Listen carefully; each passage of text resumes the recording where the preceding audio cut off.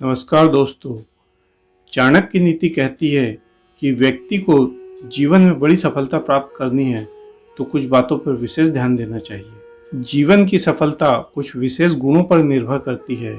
यही गुण आपकी प्रतिभा में चार चांद लगाते हैं। इतना ही नहीं, यदि इन गुणों को निरंतर निखारने का प्रयास करते रहे तो आपकी लोकप्रियता और सम्मान में भी वृद्धि होती है। तो ऐसा एक गुण है वाणी की मधुरता। आचार्य चाणक्य ने अपनी पुस्तक चाणक्य नीति में कुछ ऐसी महत्वपूर्ण बातों को बताया है। यदि इन बातों को हम जीवन में उतार ले तो हमारी सफलता की संभावनाएं काफ़ी हद तक बढ़ जाती है। चाणक्य नीति कहती है कि वाणी की भूमिका व्यक्ति की सफलता और असफलता में विशेष भूमिका निभाती है।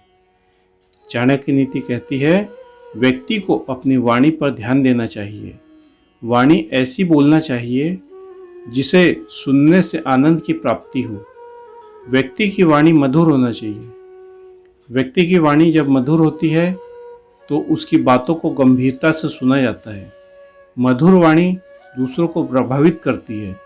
मधुर वाणी बोलने वाले व्यक्ति अधिक तरक्की करते हैं। ऐसे लोगों को दूसरे का स्नेह और सहयोग भी भरपूर प्राप्त होता है। आचार्य चाणक्य कहते हैं कि जो व्यक्ति मधुर वाणी का प्रयोग करता है वह शत्रुओं को भी जीत लेता है। मनुष्यों को मधुर वचन बोलने में और सज्जनों की संगति करने में कभी हिचकिचाना नहीं चाहिए। आचार्य चाणक्य कहते हैं व्यक्ति को अवसर के अनुकूल ही वाक्यों का प्रयोग करना चाहिए और उस समय इस बात का सदैव ध्यान रखना चाहिए कि इससे प्रतिष्ठा बढ़ेगी या घटेगी। जो व्यक्ति समय के अनुकूल बात नहीं करता, जिसे अपने मान अपमान का कोई ज्ञान नहीं, जो मधुर भाषा बोलना नहीं जानता, वह मूर्ख है। आचार्य चाणक्य के अनुसार मनुष्य की उन्नति और अवनति उसकी अपनी वाणी के अधीन है। व्यक्ति जिस प्रकार की बात करता है अथवा जिस प्रकार के वचन बोलता है, उसी के आधार पर संसार में उसका स्तर उच्च या निम्न होता है। मधुर, उपयोगी और समय के अनुकूल बात करने वाले व्यक्ति बहुत कम होते हैं जो वाणी का सही उपयोग करना जानते हो। मनुष्य की वाणी ही जहर और अमृत की खदान है।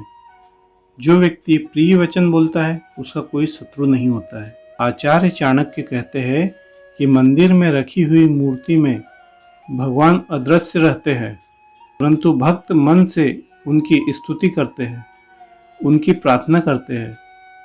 उससे उनकी मनोकामनाएं पूरी हो जाती है। जब अदृश्य देवता मधुर वचनों से प्रसन्न हो सकते हैं तो प्रतिदिन संपर्क में आने वाले व्यक्ति हमारी मधुर वाणी से क्यों प्रसन्न नहीं होंगे। आचार्य चाणक्य कहते हैं कि तलवार का घाव तो समय पाकर ठीक हो जाता है। कड़वे वचन से उत्पन्न हुआ द्वेष जीवन भर समाप्त नहीं होता, यह कई पीढ़ियों तक चलता रहता है। इसलिए मनुष्यों को वचनों का प्रयोग नहीं करना चाहिए। ऐसी बात कभी नहीं करना चाहिए जिससे लोगों के दिल में ठेस पहुंचे। आचार्य कहते हैं कि कुरूप होने पर भी कोयल की वाणी मधुर होती है, इसलिए वह सबको अच्छी लगती है।